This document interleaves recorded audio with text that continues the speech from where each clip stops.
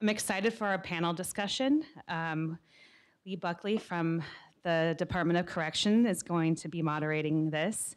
We also have four great people to walk through this discussion. I'll welcome you guys up right now.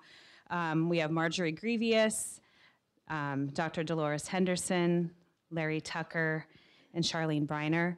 Their bios are in your packet, and just because of our short time, I'm not going to go through their short bio, but welcome.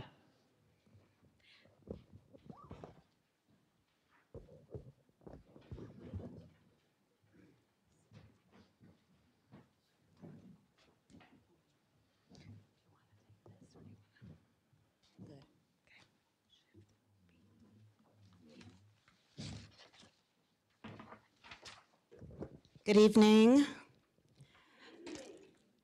I know that I'm not going to go through the bios, but I just have to say a few things about our panelists that you probably would not know.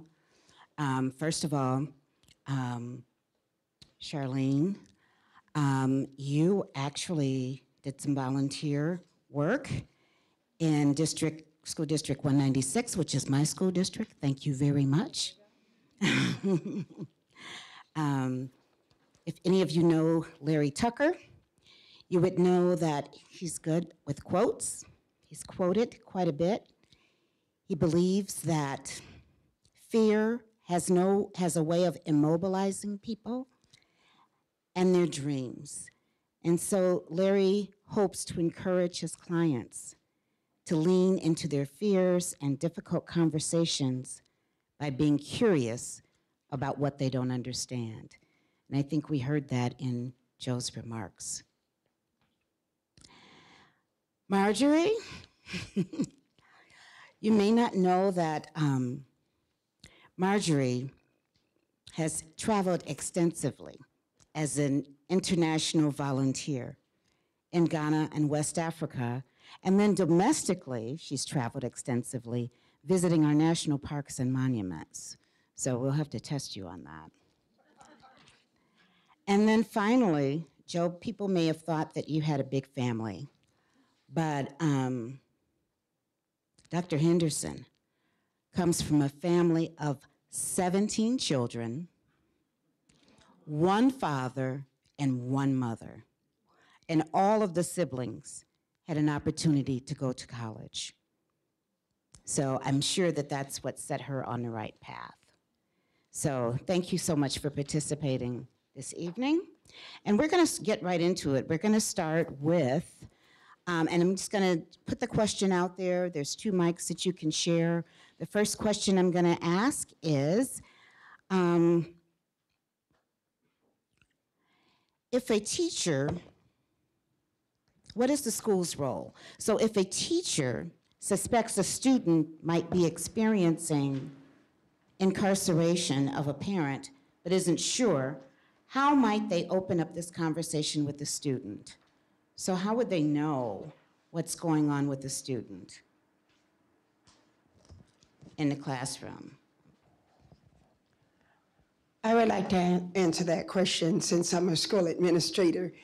One thing we need to understand that the most crucial aspect of any student is having a relationship with the teacher.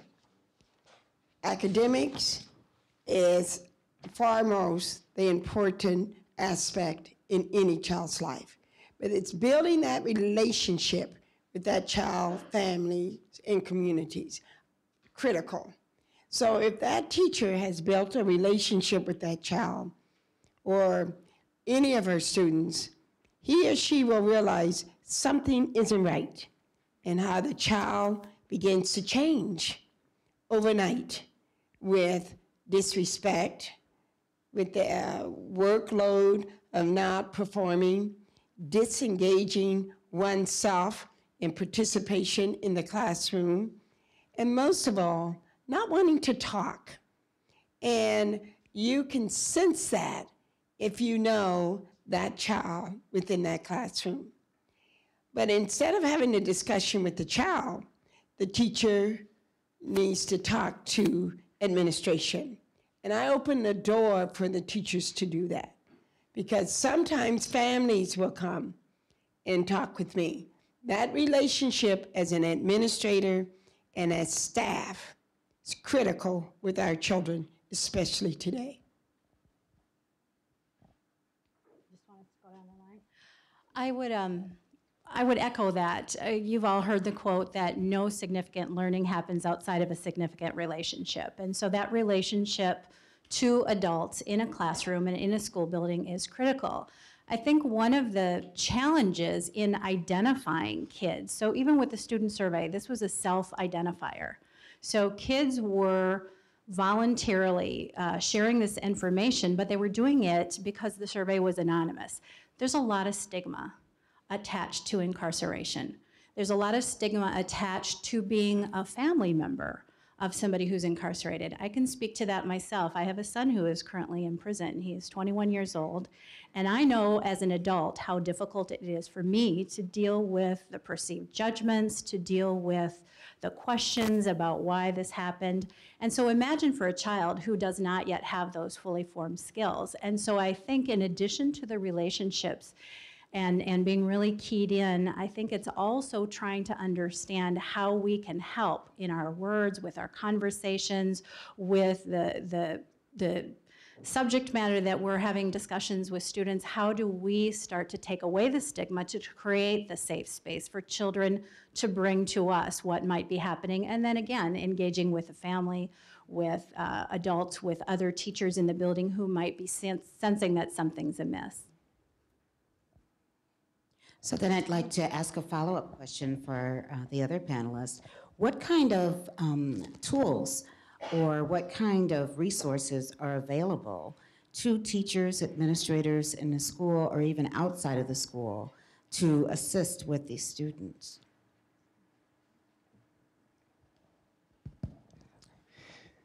Tools. Well, first, let me say, backing up against this question, I think that it can be really tricky to, when you talk about suspecting certain things, because when we suspect things, sometimes it can be about bias and misinformed perceptions, and so we really want to be careful about what we are reading into that may or may not be there. As far as, your question again was?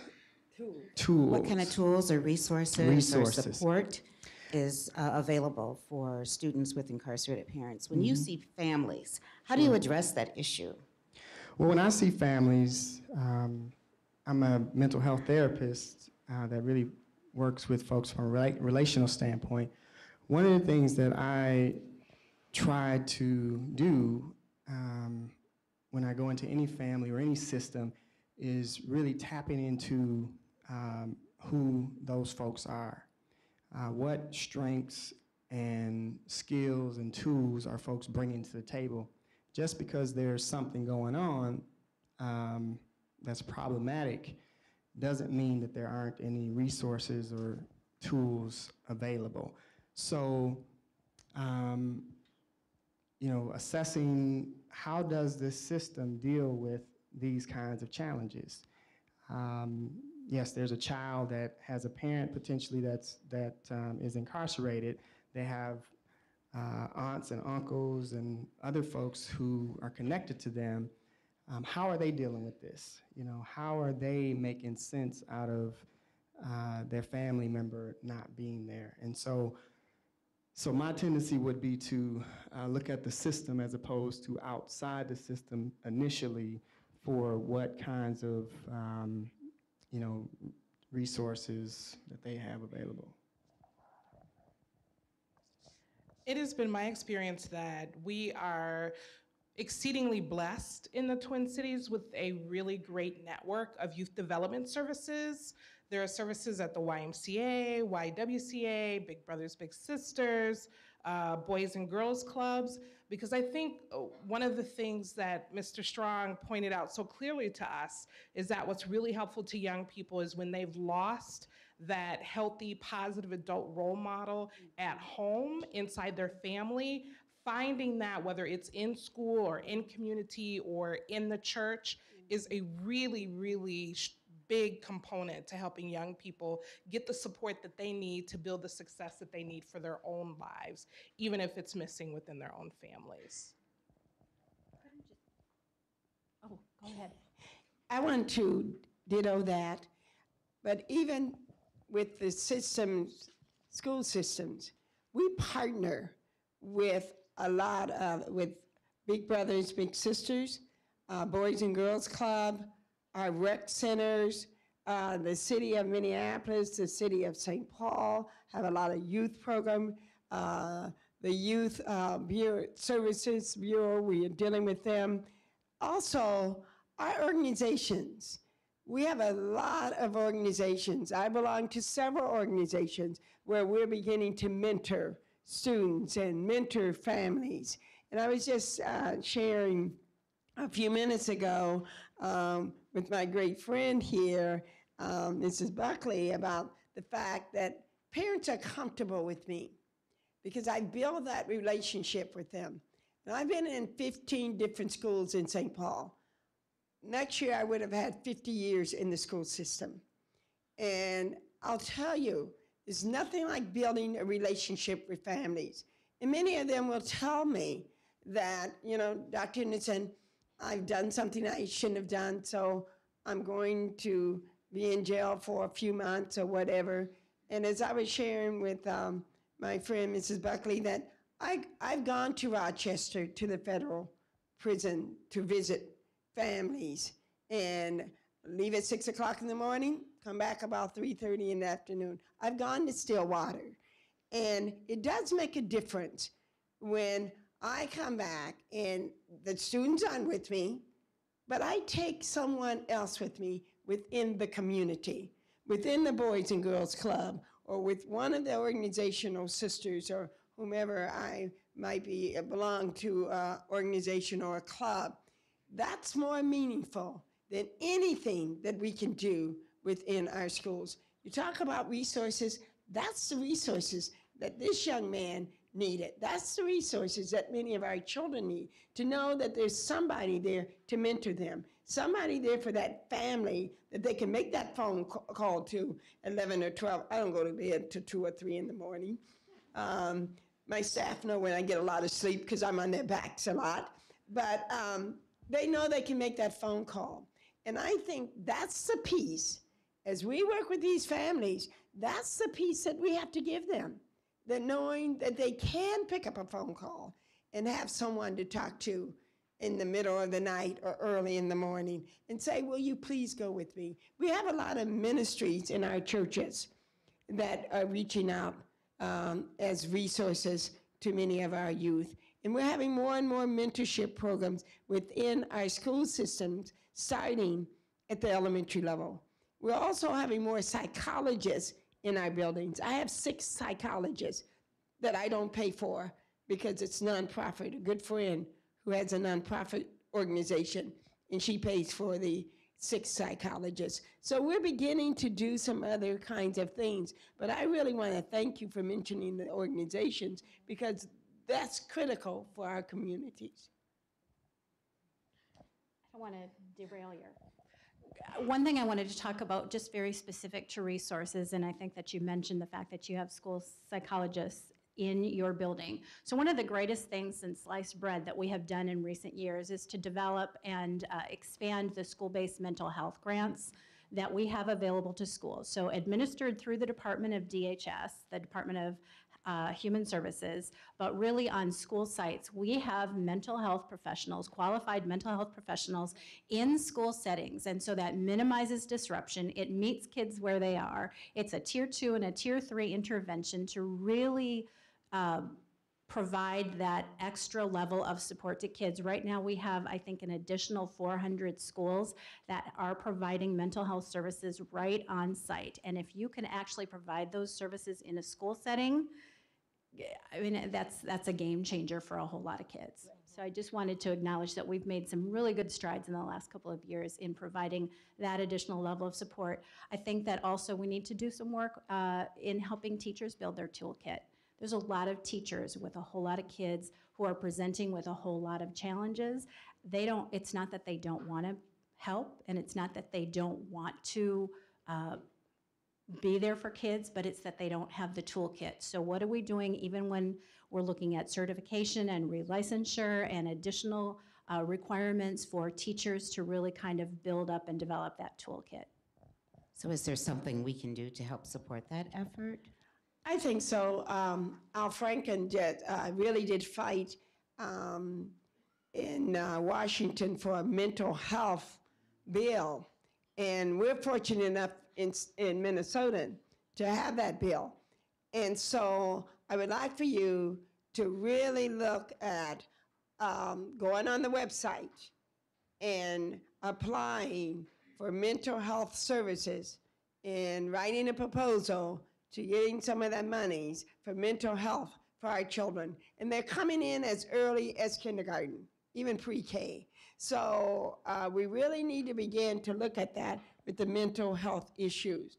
I think if you work with the Department of Corrections, I think if we could do more collaboration among the school systems, whether they're charter, public, or private, in dealing with writing proposals so we can get the strength of those proposals and begin to align the work. I think people are dealing with work in silos. We have to be more and more collaborative in the efforts that we're putting forth in working with our students. I think separatism is so great among us that everybody's groping for the same dollars, and those dollars can only go so far. So this is a great effort tonight. I think that collaboration piece is critical in making sure that we meet the needs of our children. Well, I thank you, Dr. Henderson, for kind of plugging the Strengthening Families Affected by Incarceration Collaborative. We meet on the second Wednesday of every month at the DOC from 1 to 3 in the afternoon, and any of us can give you more information on that. I want to go back to having the psychiatrist in the schools. Now, does that create another type of stigma among students? And as you talk about that, can you also mention some of the barriers that you face in trying to assist students with incarcerated parents? You know, the beauty about it, the teachers do not identify the students. I have a pre-K through 8th grade program, and I love it. My middle school children drive me crazy sometimes, but that's okay. They identify, the middle school children identify themselves. Many of them will say, you know, Dr. Henderson, I really need some help. And I know I need some help. Can you please have Dr. So-and-so to see me? And every one of the psychologists are PhDs, child psychologists, and they also deal with in school as well as out of school, which is great in counseling with the families. I not only have 6 psychologists, I have 2 social workers, I have 2 counselors, and I have a host of community people coming in, including Mr. and Mrs. Buckley, who's part of my church. And it makes a difference, but when middle school children can identify their needs, that's great. But the younger children, of course, they don't often understand why their behaviors are the way they are, why they're crying out. And when we see this, we talk to the parents. And usually the parents will say, Dr. Henderson, I know you have psychologists on board. May I sign up for one to see me? We don't pinpoint children, and I think that's what he was just saying earlier. We have to be very careful in dealing with the stigma. Just because they start acting out, don't assume. You have to dig a little deeper as to finding out what is the issue and what is the problem. I love what he just said about the IEP and his mother wanted him on Social Security. And they only get $387, but that $387 it really means a lot to families. So I'm very careful when a teacher comes to me or a parent comes to me and say, you know, my child is really struggling, Dr. Henderson, in dealing with reading and math, and I want my child to be assessed. And I'll say, it is 16 weeks of interventions. So after 16 weeks, if your child isn't reading, I will make sure we refer him to the SAT team. And then after the SAT team, we will refer him to child study or she to child study. But I'm not so quick to put children in special ed. And that's the stigma. That's far more of a stigma sometimes than in parents being incarcerated. So we need to begin to look at what we're doing as a society in dealing with really putting a label on people as a whole. And once you put that label on any person, it's very difficult to get that label off. So I would say that the referrals come through the parents and my middle school students. And because I live in classrooms, I sometimes might call a parent and say, you know, is there anything I can do to help you in dealing with your child? Because I'm seeing these kinds of behaviors ongoing. And usually the parent will say yes. But I'm fortunate to have that many psychologists because many schools don't have any. That's where the collaboration can come in with writing these proposals and us getting together so at least we could get psychologists in all of our public schools in Minnesota so that at least 2 psychologists where they're not just dealing with our child study. Because a psychologist will come in but might have 7 to 8 schools. You can't do anything if you have 7 or 8 schools. So we have to begin to look at what else can we do to make a difference in the lives of these children academically, as well as emotionally, as well as socially and physically. So it sounds like you are very unique, and that's no surprise because you're very much awarded. But Charlene, from your perspective, is Dr. Henderson's situation unique? And if it is, then what can we do to kind of make that the norm, make her model the norm in our schools?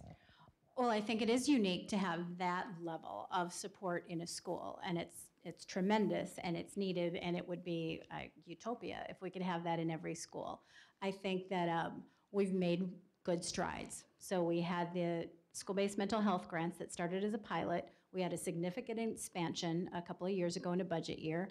I would encourage everyone who's either applied for and is having success with them, or those who have applied and not been successful because we've capped out, I would encourage you to contact your legislator, to contact policymakers, let them know the strength of this program and encourage them to continue the expansion. Because our goal would be that we have these systems in place in every school. To answer your question about does it create an additional barrier, I think that it lessens. I think it lessens stigma, it lessens barriers, because kids are pulled out of class for a variety of reasons. They may be going to a speech class, they may be going to a gifted and talented class, they may be going to a literacy specialist, they may be pulled out to go see the school psychologist. Kids in a classroom don't necessarily know.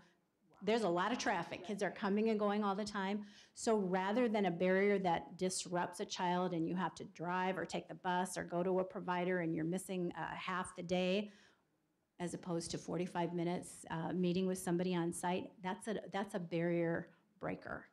So I would just encourage, like I said, we love these school-based mental health grants. We would love to see providers in every school in the state. Marjorie, I believe some of your experience has been kind of bridging that gap and working with at-risk young ladies and connecting them with mental health resources. Can you talk a little bit about how that worked, including the school, how you worked around that or worked with that, including the school, and any other barriers that you faced in supporting those young women?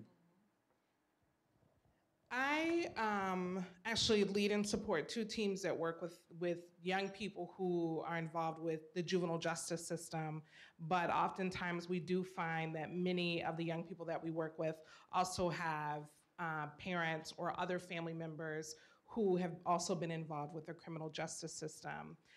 Mental health services for these families can be a new concept. There's a certain culture, there is a certain privilege to knowing about and receiving mental health services.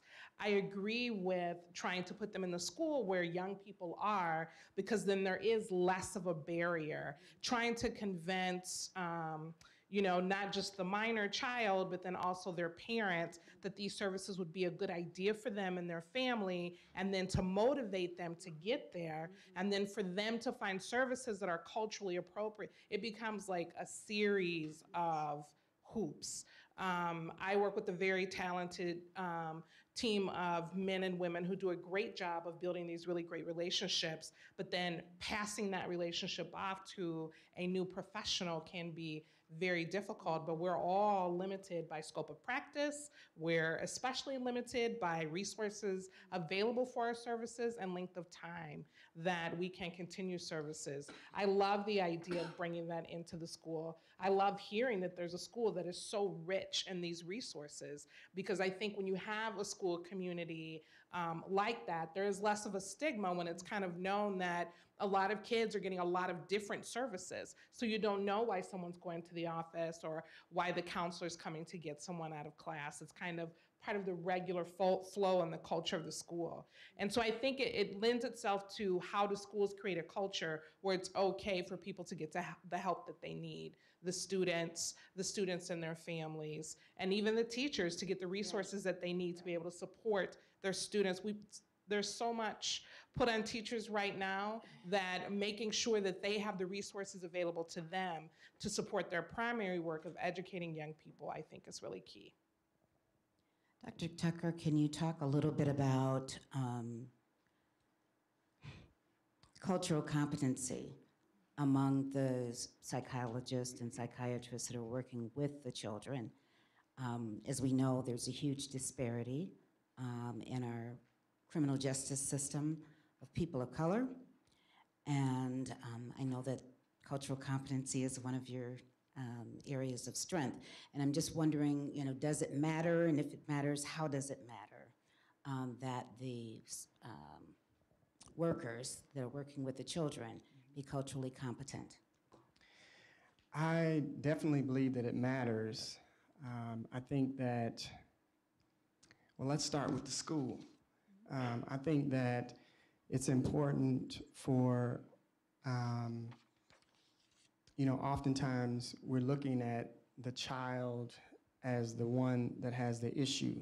And I think, it's okay to look at that, but I think as a school, as a community, we need to take an assessment of who we are. Teachers need to look at who they are, what they're bringing to school with them, and how that is, coloring their lenses in terms of what they see. I think that that's really important. I also think that it's important for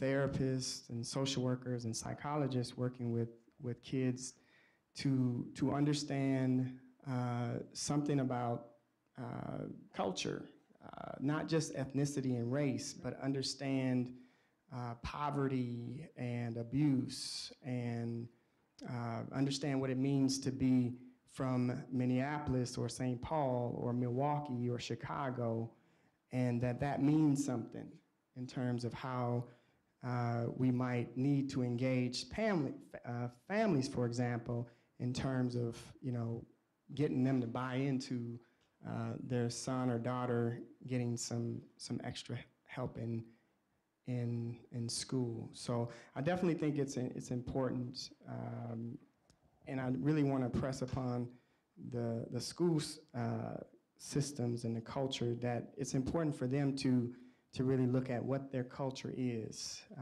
and how the kids' families are a part of that. How are they welcoming the kids into the school and to be a part of that, and how the kids are bringing stuff to school that's impacting what's happening there. So it all kind of works together. I agree with him. I was just sitting here thinking, I'm a school of 97% free and reduced lunch, 85% children of color on the east side.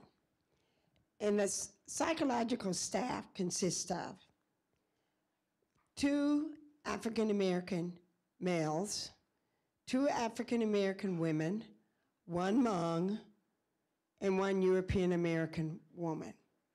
So when he just mentioned about cultural competency, I teach the class at Hamline University, and I agree. They need to know the cultures, and that's why we've reached out, whether Dr. Cornelius has reached out, the one who's paying for these psychologists, have really reached out and looked at the culture aspect.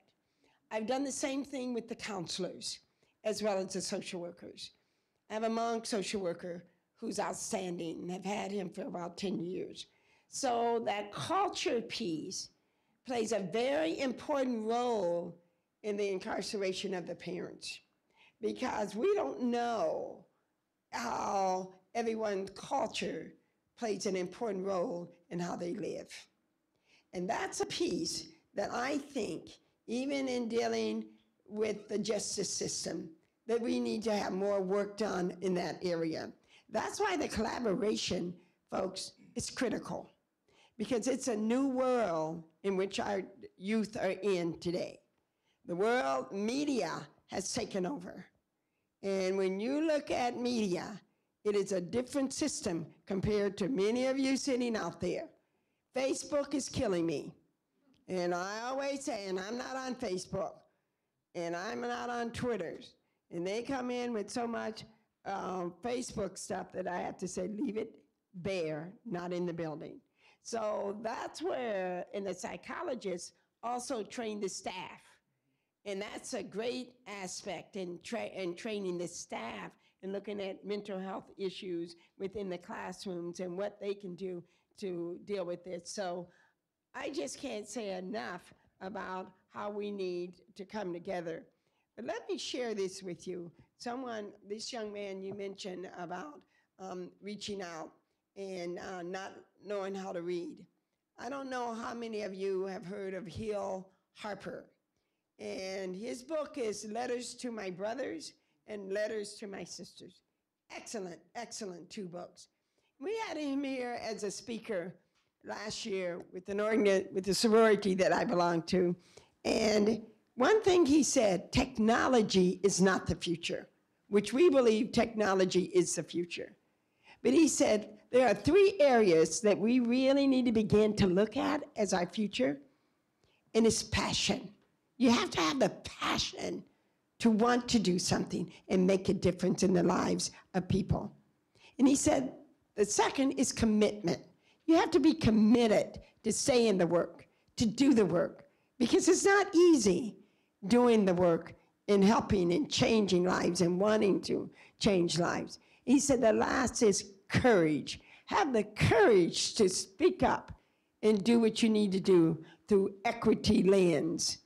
And so Minnesota nice is not always Minnesota nice.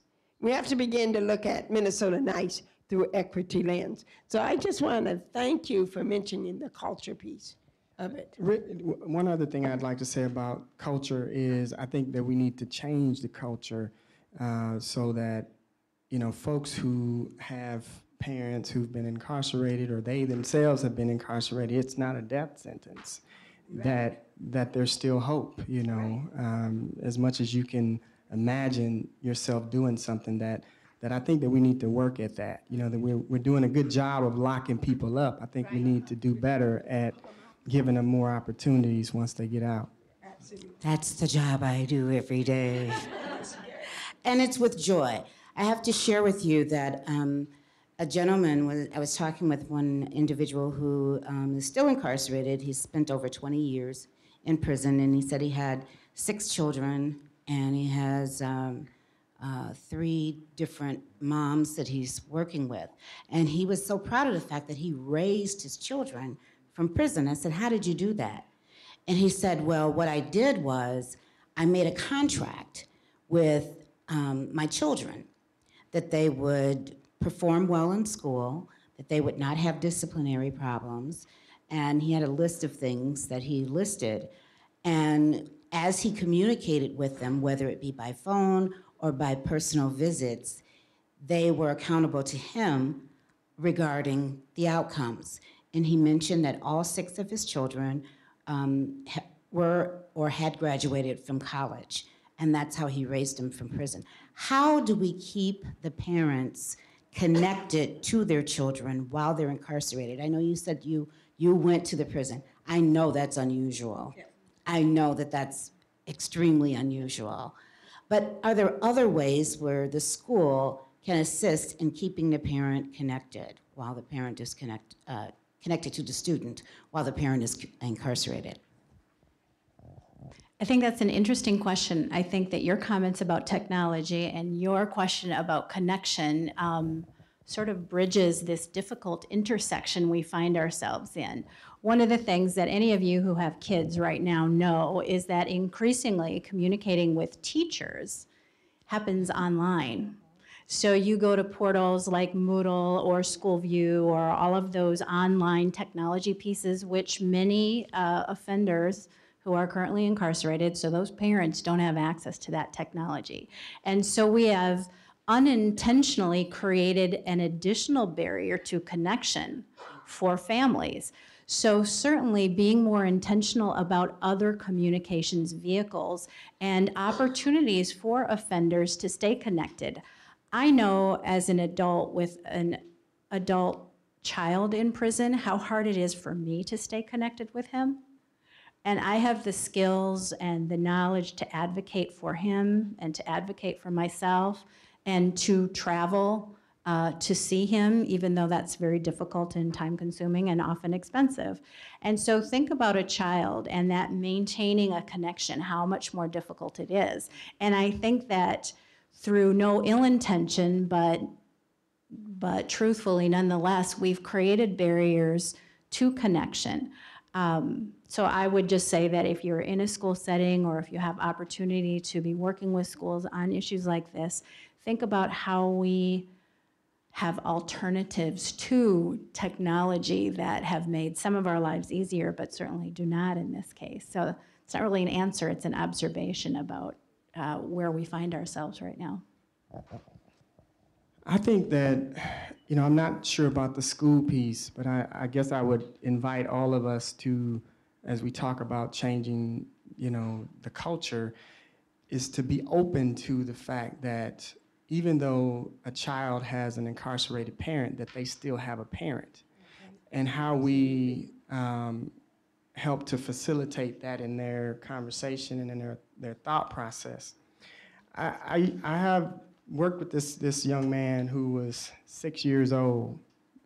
When he came to see me in therapy, he had been suspended, I think like 17 times or something. He's 6 years old, or he was. And we had worked a long time, first off on joining and getting to know each other. And he eventually began to change his behavior. And part of his challenge is he's real smart. I mean, he was just really bright, and intellectually and emotionally, he just, I think there was a disconnect there, and he didn't often, he kind of thought ahead of his emotions sometimes. And I remember, one day we were talking, and he had made some gains in therapy, and I was asking him what happened, what were you able to do that changed this stuff? And he said, well, I read a book. He's 6 years old. He said, I read a book that talked about dealing with your emotions and kind of managing your breathing and stuff like that. That's what he said. And he said, I've been going to church lately, and so I've been praying to God, And God, when I get angry, I talk with him about helping me to manage my emotions, And then the next thing he said surprised me. He said, I've been going to visit my dad, and my dad has been talking to me about my behavior in school. And he said, so when I'm in school and I start to act up, I think about my dad and what my dad told me. And, that for me was really huge because, we had been working together and we had talked some about his dad. And I, at that point, hadn't known that his dad had that much of an impact on him. So I think we just need to make sure that we're not giving that lack of a physical presence on a daily basis more power than it deserves. I agree. That reminds me of a second grader, and he was really naughty. I'd had the grandmother in school, I'd had the mother in school, and here I have the great-grandchild. And he came, and every day he was in my office, and I finally said to him one day, what can I do to help? He said, well, Dr. Henderson, let me tell you, my grandmother, we go to church every Sunday. My grandmother takes me in her bedroom every night and we read the Bible. He said, and I read the Bible with her. He said, and that isn't helping me. He said, so I really need your help. But then one day my mother said, we're going to visit your dad. And he said, oh, we're going to visit my dad. Where are we going? She didn't tell him. He's a kid that didn't know who his dad was and where his dad was. And so the behavior change with this child, just going to see that dad. But then the other piece is, Tanya Puckett was in the building giving me some gifts for the Fun Fest. So I stopped her and I said, I'd like for this young man to introduce himself, because we believe in scholars, and I'm a candidate for IB, International Baccalaureate. So don't tell me our children aren't bright, no matter how impoverished they may be or incarcerated parents or whatever. So he stopped, he said, my name is, and I'm a second grader. And he said, and I was talking to Dr. Henderson about changing my behavior. And she said, oh, that's wonderful. Well, how are you going to change it? He said, I'm working on it. We're talking. She said, that's great. I said, and you know what? We're going to take one of the gifts that you're bringing for the Fun Fest. And at the end of the school year, we're going to give him one of these gifts. And she said, take out any one you want. He went to deal with the father at the end of this, and I didn't have any more trouble out of that kid for the rest of the school year. This was in November. So in June, he pulled on my skirt at the end of the day, and he said, Dr. Henderson, I have not been back in your office since November. Now, I've dealt with my family, and you promised me a gift. And he said, I said, go in my office and get your gift. It was a football. The kid is doing extremely well today. Just the two, meeting someone, meeting his father. And that's another piece. Families are embarrassed, and there is a stigma with parents being incarcerated. And so often, mothers or fathers do not want that contact with their children. So when it does occur, it does make a difference in the lives of our children. I just want to ask one probably last question. You both mentioned, you Dr. Tucker and you Dr. Henderson mentioned dealing with these children that are very young. Can you expand a little bit about how age, our approach to children affected by incarceration, how age makes a difference? How do you deal with the older children, the ones that, are not, and yeah. Well, I think it's important to deal with everybody based on who they are, and so approach people kind of on an individual basis. That's why the relationship is so important. My experience on the continuum of age is sometimes older children are a little bit more less interested. I think by the time they get older, they are a little bit upset. You know, they feel abandoned in some cases, not in all, but and you know, they put up a wall to protect themselves from the pain of their absent parents. The younger kids, in my experience, they're more curious. They're interested. I think they are curious about who their parents are and what that means about them. And so I think it just boils down to really paying attention to who the child or young person is and approaching them based on, you know, their personality and where they're coming from. I agree. I think you have to look at individual cases. In dealing with relationships, even with middle schools, they know it all. They're very opinionated. They're developmentally not there mentally, but their bodies might be telling them, hey, I know it all because my body is telling me that. I'm shorter than many of my 7th and 8th graders, but it doesn't matter, and they know it doesn't matter. And today was my birthday, and there were several 8th graders that came to me and said, happy birthday, Dr. Henderson. Would you like to have a kiss? I said, no, but what I do want is for you to be as productive as you possibly can be in these classrooms and be focused and respectful. I said, that's the greatest gift that you could give me for my birthday and many birthdays to come.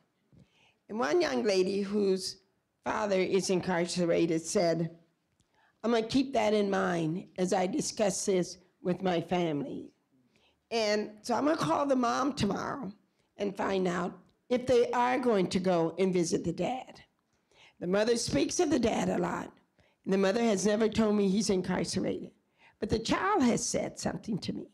So that relationship goes a long ways with those middle school and high school students because they're not adults. They are still children. And I think so often after they leave elementary school, we look at them and treat them as adults. And we have to step back a little as educators and as providers and realize developmentally, they might look like us as adults, but mentally, they are still children.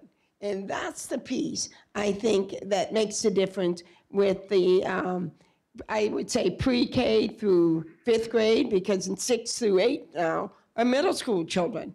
And then you have your 9th through 12th graders that they're just groping and trying to find their way. And so, again, I'm pushing this collaboration in dealing with mental health, dealing with incarcerated parents, and us aligning what is in the school system, in the correction system, and dealing with politics, because it's eating us up with our youth. So thank you so much. Thank you, Dr. Henderson. I'm going to take 1 minute and split it into 30 seconds if Marjorie, if you have any remarks, or if you have any last-minute remarks. I think what Dr. Henderson said about relationship is so key when working with young people.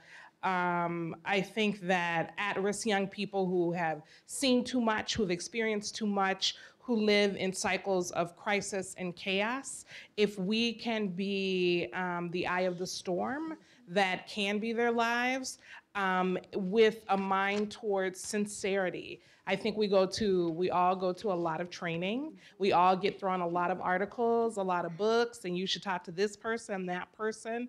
But really what it comes down to is really building sincere connection with young people. They have incredible built-in BS meters, and when you are real with them, they will be real with you. And then something really, really, really magical can happen for them and for you too.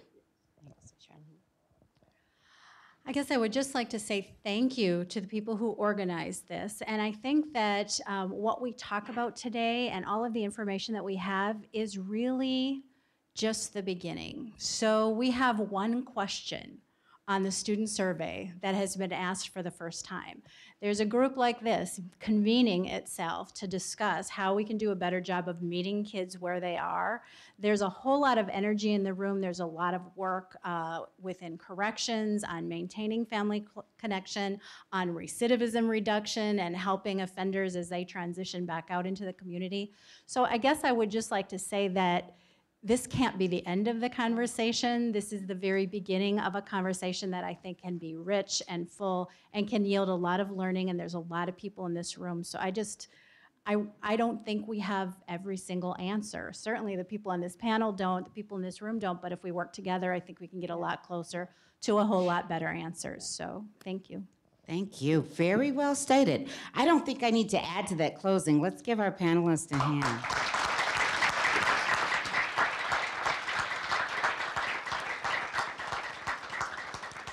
I just have one final comment, and that is that it is true that when you have an event like this, it takes a lot of work.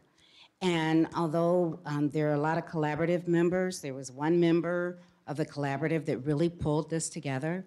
And of course, you guys communicated with her, and that's Julie. And so Julie, on behalf of the, come here, on behalf of the collaborative, we actually want to give you a certificate of appreciation for coordinating this event. I mean, we've been meeting for quite some time, and to see it come into fruition, to just begin the discussion is so awesome. So we just thank you so much.